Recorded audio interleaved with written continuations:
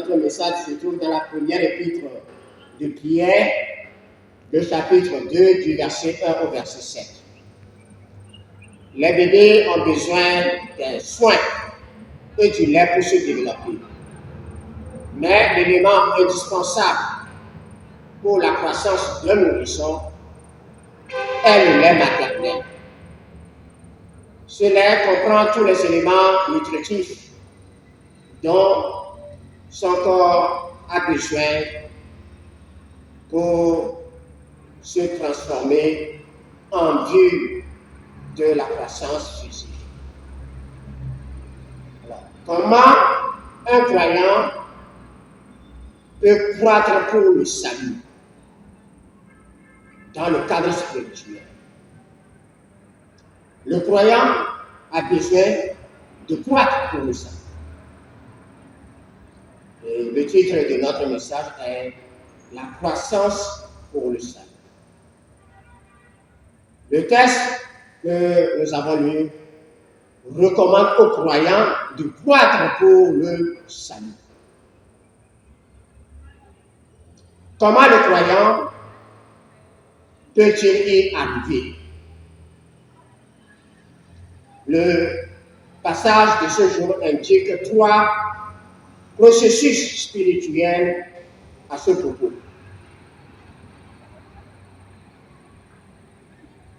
Le premier consiste à rejeter la vie corrompue. L'apôtre Pierre écrivait aux croyants qui sont dispersés à cause de la persécution.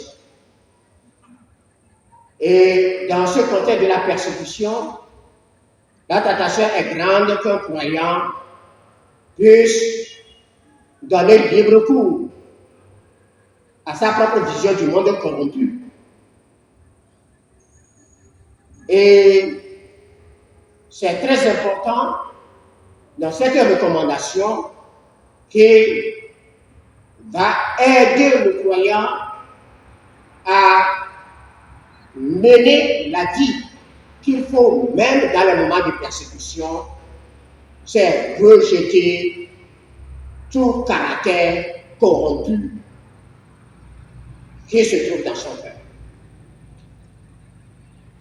Le corps de l'homme a certaines cellules qu'on appelle les globules blancs. Ces cellules ont pour rôle de détruire tous les microbes qui pénètrent dans le corps de l'homme. Et le croyant a une responsabilité comparable à celle des globules blancs.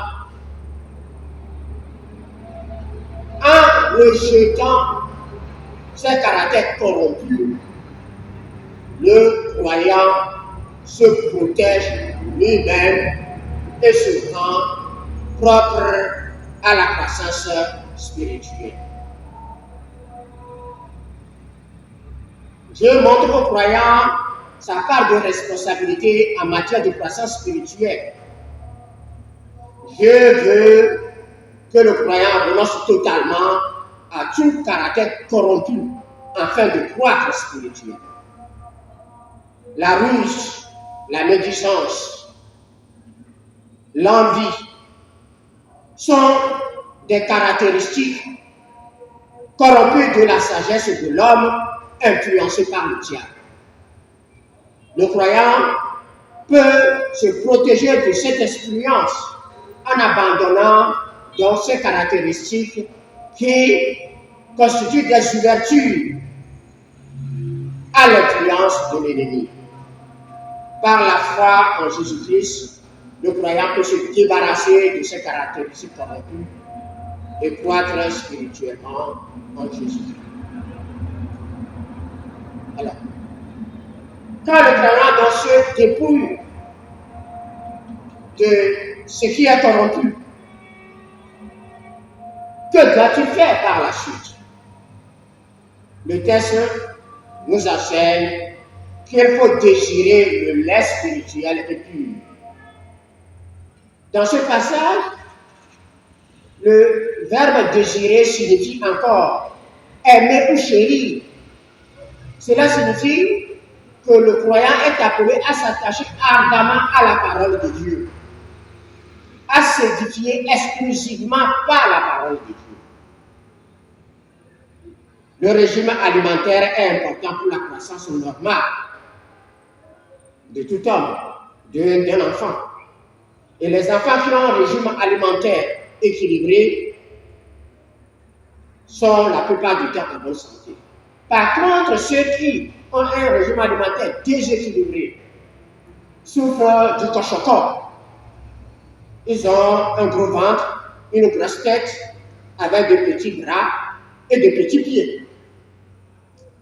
Les croyants qui négligent le fait de se nourrir exclusivement de la parole de Dieu se prédisposent à une croissance spirituelle perturbée, à une vie chrétienne déséquilibrée. Le croyant est appelé à promouvoir sa croissance spirituelle. Cela est possible si par la foi en Jésus-Christ, il s'édifie continuellement par la parole de Dieu. Il peut faire cela par l'écoute de la parole de Dieu. Il peut s'édifier en lisant la parole de Dieu. Il peut s'édifier en faisant la méditation de la parole de Dieu. Il peut s'édifier en faisant l'étude de la parole de Dieu. Il peut s'édifier en mémorisant la parole de Dieu. En faisant cela, quel environnement est indispensable pour que le croyant puisse se développer spirituellement, puisse croître spirituellement? Le passage que nous avons lu nous demande de s'édifier collectivement. La vie spirituelle communautaire de l'Église est l'environnement propice pour tout croyant dans le processus de la croissance spirituelle. Les croyants dans une église locale fondée sur Jésus-Christ sont appelés à prier les uns pour les autres, sont appelés à adorer le Seigneur et sont appelés à servir le Seigneur dans la communion fraternelle. Et ceci nous montre que Jésus-Christ qui est la tête, c'est lui qui donne la vie à son corps que l'Église représente, cette Église qui est constituée de membres. Le corps humain comprend la tête, le tronc et les membres, mais c'est la tête qui contrôle tous les membres. Les membres sont au service les uns des autres. De la même manière, Jésus-Christ est la tête de l'Église. C'est lui qui contrôle l'Église. Mais les membres sont au service de Jésus-Christ et au service les uns des autres. Pour dire au service du corps de Christ. L'Église locale fondée sur Jésus-Christ est importante dans le processus de la croissance spirituelle des croyants. Elle peut offrir aux croyants l'encadrement adéquat pour sa croissance spirituelle. Dans le cadre d'une église locale fondée sur Jésus-Christ, est nécessaire pour assurer la croissance spirituelle adéquate aux croyants. Car les croyants ont une grande responsabilité dans l'édification les uns envers les autres. Chaque membre peut, de la sorte, exercer ses talents et ses dons spirituels en vue de l'édification du corps de Christ, qui est son Église. Comment le croyant peut-il croître pour le salut en Jésus-Christ? Cela est possible si le croyant met sa confiance en Jésus-Christ qui est son Seigneur et Sauveur et assume sa responsabilité d'abandonner tout caractère corrompu, de se nourrir exclusivement de la parole de Dieu et d'exercer ses talents et ses dons spirituels dans le cadre d'une église locale fondée sur Jésus-Christ. Le croyant peut par la foi croître pour le salut, car Jésus-Christ peut lui donner le vouloir et le faire. Et il donne ce vouloir le faire à ceux qui mettent leur confiance en lui. Alors, voudriez-vous croire pour le salut en Jésus-Christ? Par la foi en Christ, cela est possible.